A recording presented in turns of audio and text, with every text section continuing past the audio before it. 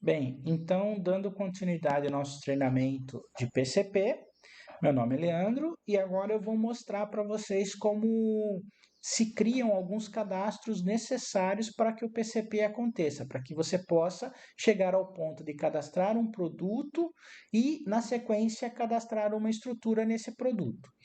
Eu escolho o módulo que eu quero trabalhar. No meu caso agora, eu vou começar com um almoxarifado, tá? Para eu cadastrar uma matéria-prima, almoxarifado, materiais. Como tudo no sistema, a tela sempre vem vazia, ou eu faço um filtro, ou eu incluo, eu vou começar incluindo, e eu vou então dizer um material, mate 01, pronto. Eu escolho a categoria dele, se ele é material ou ambos, da mesma forma que acontece em produtos. Lá eu escolho entre produto ou ambos, tá? Isso quer dizer o quê? Material é tudo que eu compro, que entra na minha fábrica, por nota de entrada. Produto é tudo que eu vendo, que sai na minha nota de saída, certo? Isso quer dizer que se eu compro e vendo um determinado material, ele vai ser ambos, porque ele também vai sair na nota de saída, né? No meu caso, eu vou deixar aqui só como material mesmo. Eu escolho qual a classificação para a questão de SPED. Posso colocar aqui matéria-prima, uma descrição, sei lá, material para produção. Óbvio que não teria uma descrição dessa, só estou contextualizando. O grupo eu sou obrigado a escolher. Eu posso tanto digitar um código de grupo caso eu saiba, quanto eu posso pesquisar, ou dar um Ctrl Enter também vai ativar a minha pesquisa, ou eu posso vir aqui e cadastrar um grupo caso ele não exista cadastrado ainda, inclusive definindo as análises de inspeção para questões de ISO. Mas nesse momento nós não vamos conversar sobre isso não, fica para uma outra aula. Eu vou escolher então algum grupo que eu tenha previamente cadastrado. Hidráulicos, pronto. Coloco ali um lead time, quanto tempo esse material costuma demorar para chegar até minha fábrica depois da compra, para questões de análise, né? Para questões de planejamento. Não adianta eu comprar um produto que demora 30 dias para chegar e querer aplicar ele em 15 dias. Eu preciso esperar o tempo dele chegar. Ou eu vou comprar ele antes que aconteça uma falta. Então, eu vou colocar aqui 30 dias, que é o lead time desse. Uma observação, caso seja necessária, a unidade que eu aplico na produção, tá? Então, vou colocar o N aqui mesmo, tá? Que eu aplico na produção.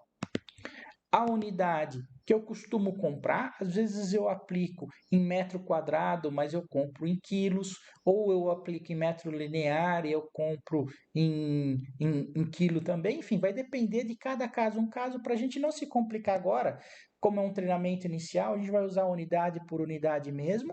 E aqui seria o fator de conversão para uma coisa a transferir para outra. Então, se eu compro em quilo e vou usar em metro quadrado, tem uma fórmula para converter um pelo outro. Eu colocaria ali a unidade então de conversão, ok? Questões de custo, custo de consumo, custo médio, custo anterior, custo negociado, outros. Essa parte não me importa nesse momento, tá? Que não é a finalidade desse treinamento, que é PCP. Último fornecedor também não me interessa, data da última compra, local de estoque, sei lá, prateleira 5, gaveta 2. Enfim, posso estar colocando toda a composição aqui como código contábil, como classificação fiscal. Esse tipo de coisa não se aplica ao que nós pretendemos com a questão do PCP. Então, eu não vou nem me ater no treinamento de almoxarifado, aí eu detalho mais essas informações de onde elas são importantes. Porque agora eu só estou explicando como se preenche um cadastro básico, ok? O que eu vou ter aqui também é um estoque físico, que não é um número arbitrário, que eu vou ter que fazer uma movimentação de estoque para eu ter um estoque inicial, tá? Eu posso aqui definir um estoque mínimo para definir compra, já que o meu lead time é de 30 dias, então eu tenho que ter no mínimo 5 unidades na minha fábrica, e o meu estoque máximo é para evitar compras desnecessárias, né? Então, vou colocar 10. Qualquer coisa acima disso é desperdício e abaixo disso é preocupante.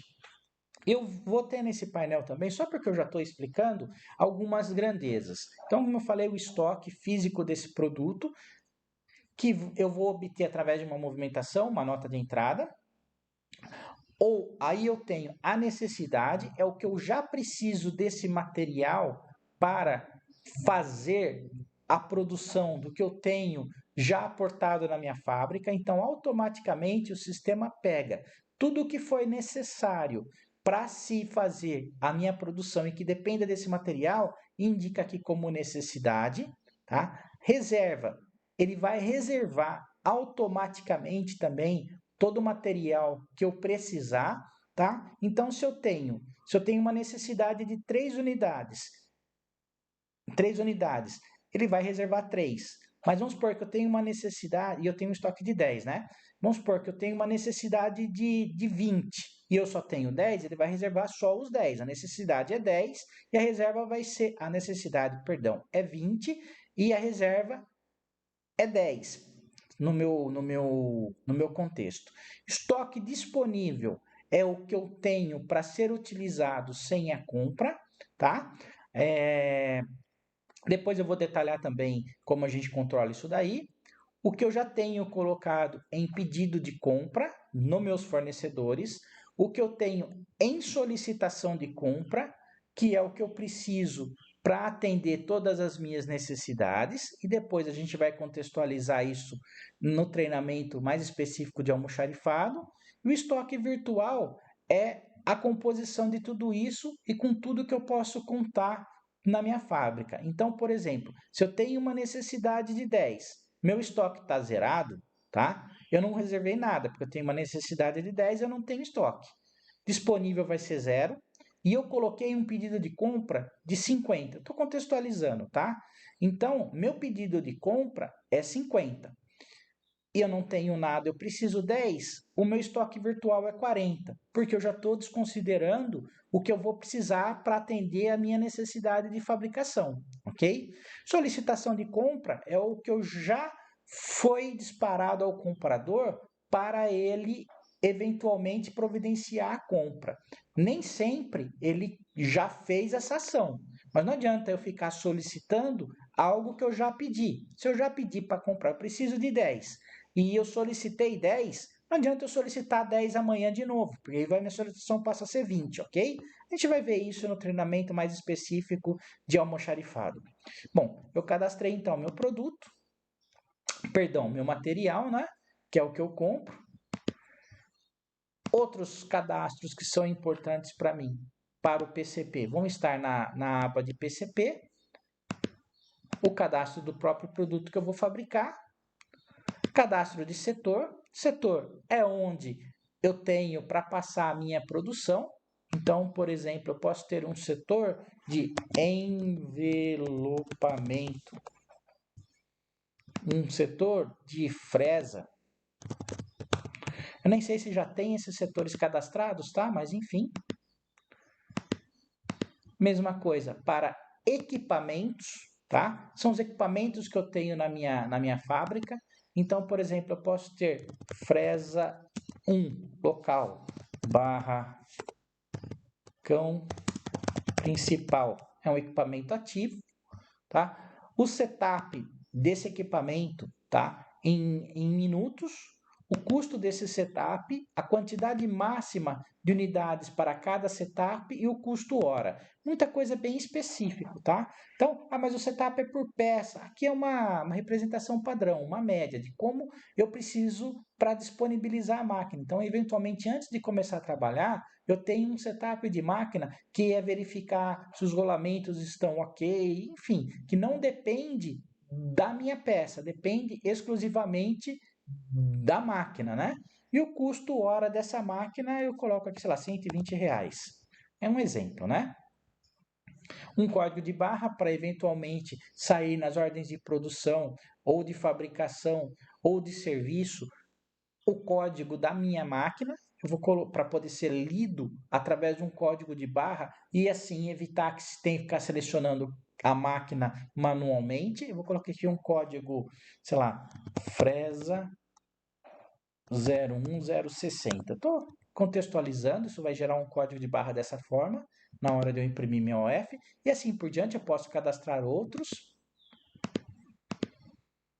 Mesma coisa que eu cadastrei meus equipamentos, eu cadastro os meus processos, o próprio processo de fresagem, tá? Eu tenho um valor hora de R$ 90, quantidade de tarefa por hora, quantas fresagens eu consigo fazer em uma hora? É uma mesmo, unidade aqui não é um problema. Eu posso já definir um equipamento para fresagem, tá? Se eu tiver mais de um equipamento, eu deixo para escolher isso na hora de fazer o apontamento. Mas se eu só tenho um equipamento, eu posso deixar ele definido aqui. Aquela fresa, uma fresa 1 que eu tinha cadastrado, foi só um exemplo, né? Poderia já estar definida aqui, ok?